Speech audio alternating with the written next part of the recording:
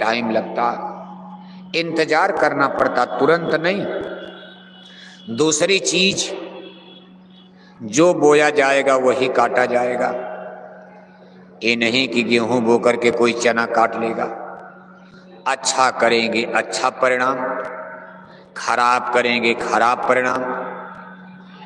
पुण्य कर्म करोगे सुख मिलेगा, पाप कर्म करोगे दुख मिलेगा। ऐसा जान पड़ता है। ये जो युद्ध के घनघोर बादल मंडरा रहे हैं सारे विश्व पर, मनुष्यों के पापों का घड़ा भर चुका है। अब ये जानने मानने को तैयार नहीं तो कोई क्या करेगा। कहा कुदरत है नाराज खड़ी, आगे तबाही बड़ी बड़ी आप सुनाई रहे हो। कर्म प्रधान विश्व रच राखा, जो जस करी सो तस फल चाखा। जो कुछ होना है इसको कोई रोक नहीं सकता। स्वयं भगवान जोगेश्वर श्री कृष्ण जी इस धरती पर जन्म लेकर महाभारत के विनाशकारी युद्ध को रोकने का प्रयास करते रहे कि युद्ध न होने पाए। और अंतिम समय में देखो हस्तिनापुर जाने का निर्णय ले लिया। कहा एक बार दुर्योधन और कुरु वंश के लोगों को के बीच में मैं जाकर समझाना चाहता हूं। वहां केवल दुर्योधन ही नहीं है, भीष्म पितामह, गुरु द्रोणाचार्य, कुल गुरु कृपाचार्य, ऐसे सज्जन लोग भी हैं। हो सकता मेरी बात महात्मा विदुर भी सभा में आते जाते रहते, बहुत समझदार लोग भी वहां हैं। स्वयं हस्तिनापुर नरेश राजा धृतराष्ट्र भी समझदार आदमी हैं, बुजुर्ग हैं। हो सकता लोग स्वीकार कर लें, युद्ध को टाल दिया जाए। बहुत बड़ा नुकसान हो तो अंतर्जामी देख रहे हैं कि संसार मिट जाएगा। हजारों लाखों रानियां राण बेवा विधवा हो जाएंगी, सारे राजवंश मिट्टी में मिल जाएंगे, संसार के बड़े बड़े वीर मार दिए जाएंगे, पुरुषों की कमी पड़ जाएगी, औरतें ज्यादा हो जाएंगी, पुरुष कम हो जाएंगे।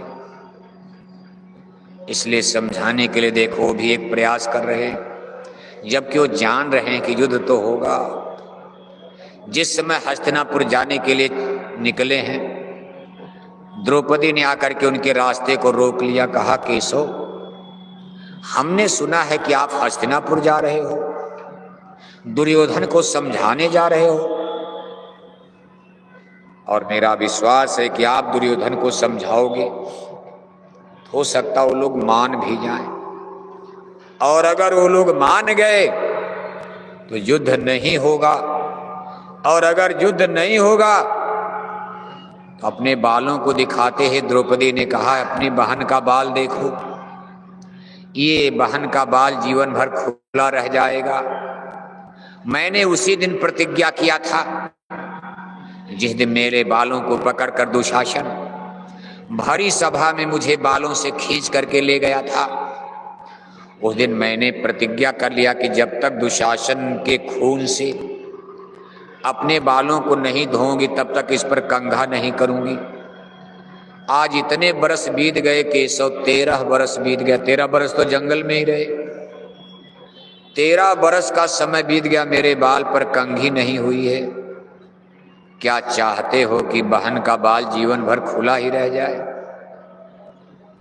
भगवान श्री कृष्ण ने कहा द्रौपदी, ऐसा नहीं है कि मैं नहीं जानता, युद्ध होगा, तुम्हें दुशासन का खून भी मिलेगा, लेकिन मैं एक जिम्मेदार आदमी हूं। आगे आने वाला इतिहास ये न कह दे कि भगवान के राजाओं को मरवाना चाहते थे। उनके अंदर कोई लोभ था, कोई लालच थी गद्दी कुर्सी की। वो स्वयं ही युद्ध के पक्षतर थे, युद्ध चाहते थे। एक महामानव महापुरुष कभी युद्ध का सपोर्ट नहीं कर सकता। आपने से आदमी मरे कटे कोई, लेकिन अपनी भूमिका उनकी अलग होती। इसलिए हमको हस्तिनापुर जाने दो। फिर युधिष्ठिर आते हैं। युधिष्ठिर ने कहा केशव, आप हस्तिनापुर मत जाइए, दुर्योधन को हम बचपन से जान रहे हैं, हमारा भाई ही है, बड़े नीच वृत्ति का, संस्कारहीन है, दुष्ट है,